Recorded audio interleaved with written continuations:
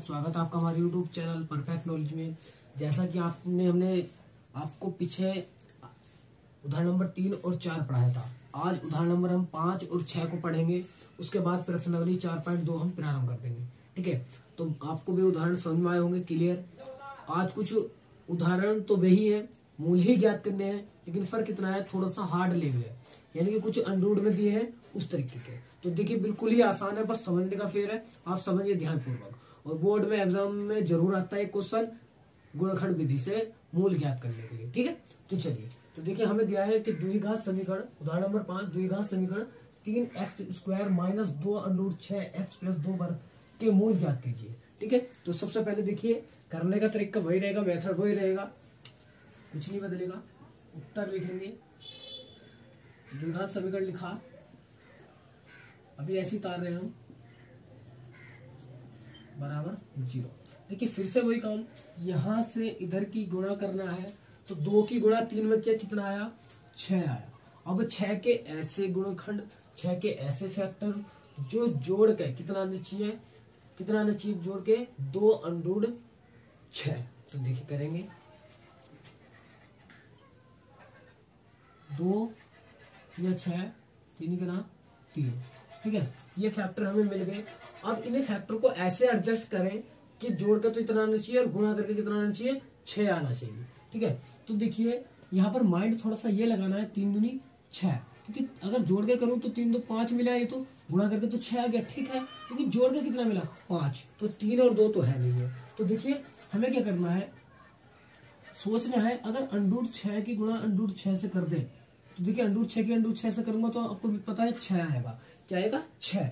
और √6 जुड़ जाए तो देखिए √6 प्लस √6, तो एक ये है, एक ये है, कितना हो गया, 2√6। देखिए हमें यही लाना है, क्या बिल्कुल यही लाना है।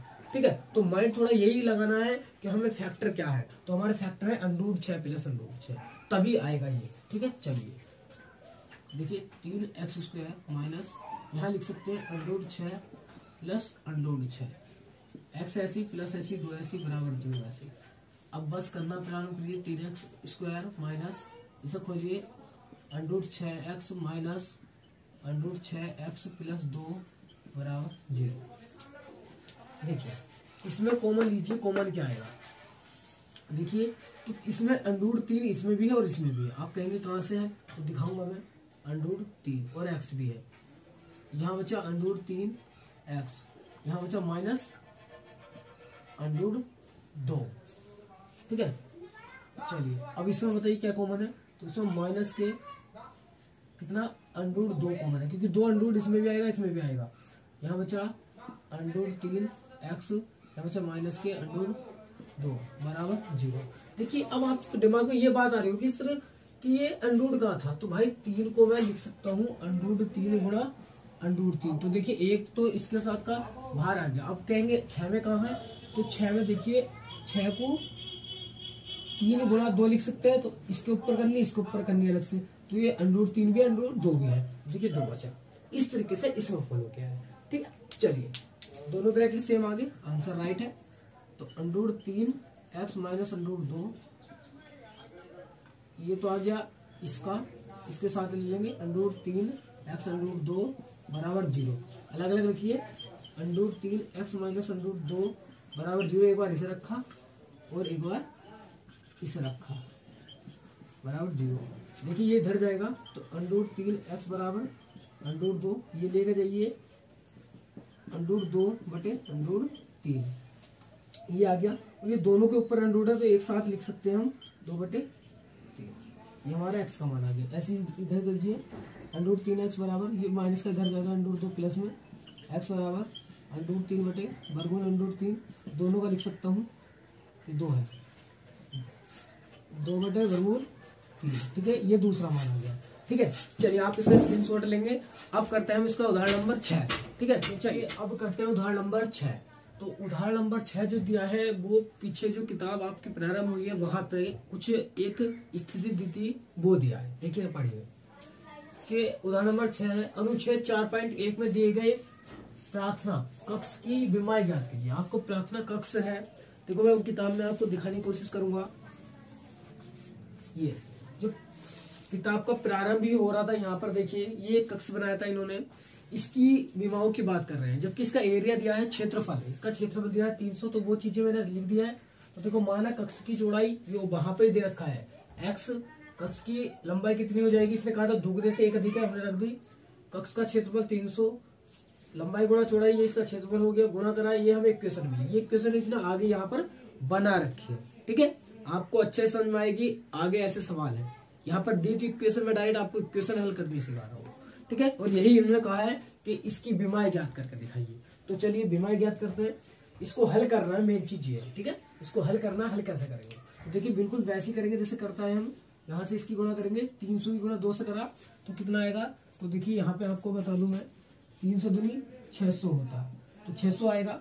600 के ऐसे फैक्टर जो देखिए माइनस का चिन्ह है और यहाँ 1 है, तो घटा के कितना आना चाहिए, 1 आना चाहिए। तो करिए, चलिए ऊपर से करके लाएंगे, 2 से करिए, 2 के 6 0 0 ऐसे 300 आ गया। 2 1 2 0 150 आ जाएगा। इसी तरीके से 2 7 14, 2 5 75 आ जाएगा। इसी तरीके से 3 दूनी 6, 3 दूनी 6 और 3 5 15 25 आ जाएगा। और 5 5 25 और 25 5। ये तो आ गए हमारे 600 के फैक्टर गुणनखंड।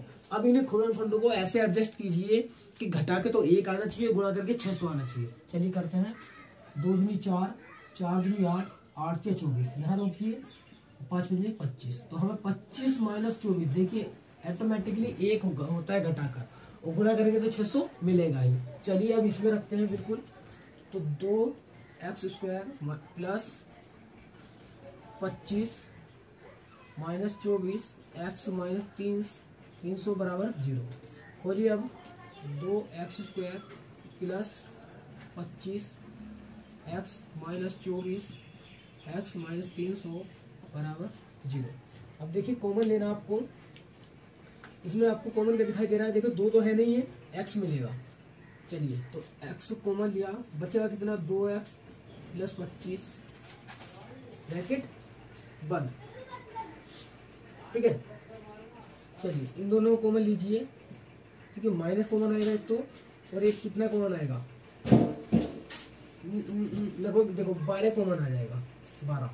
देखिए कैसे, 12 दूनी 24 एक्स ऐसी माइनस आगे प्लस इसकी करिए, 12 दूनी 24, बचा कितना 6, 60 हो गया, 12 पंजे 60। देखिए ब्रैकेट बराबर 0। एक बार इसके ये साथ लेंगे और ये वाला ब्रैकेट, दोनों ब्रैकेट सेम आ गए तो हमारा आंसर भी राइट है। ठीक है, इसके साथ ये ले लेंगे, x माइनस 12 ब्रैकेट बंद, दूसरा 2x प्लस 25 बराबर 0। एक बार 0 के बराबर इसे रखिए, एक बार इसे रखिए। चलिए तो x माइनस 12 बराबर 0, तो x का मान यहाँ से तो आ गया 12, इसे रखूंगा।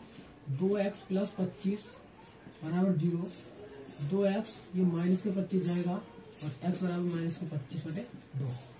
देखिए कोई भी भुजा ऋणात्मक नहीं होती है, तो इसलिए यह मान तो निगेटिव है, तो गलत है, यानी कि ये अमान्य है। ठीक है, लिखना चाहे तो लिख भी सकते हैं कि x बराबर माइनस के 25 तो अमान्य है, क्योंकि भुजा ऋणात्मक नहीं होती है, ऐसे लिखते हैं। तो हमारी जो लंबाई थी वो चौड़ाई कितनी आ गई 12,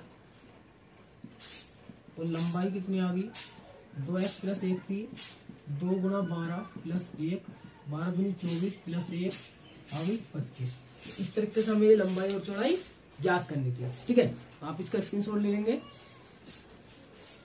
चलिए, तो मेन जो बात थी इसमें समीकरण को हल करना था, जो आपने कर लिया। ठीक है, चलिए आज के लिए इतना ही, अगली वीडियो में मिलेंगे अगले टॉपिक के साथ। ठीक है, चलिए, जय हिंद।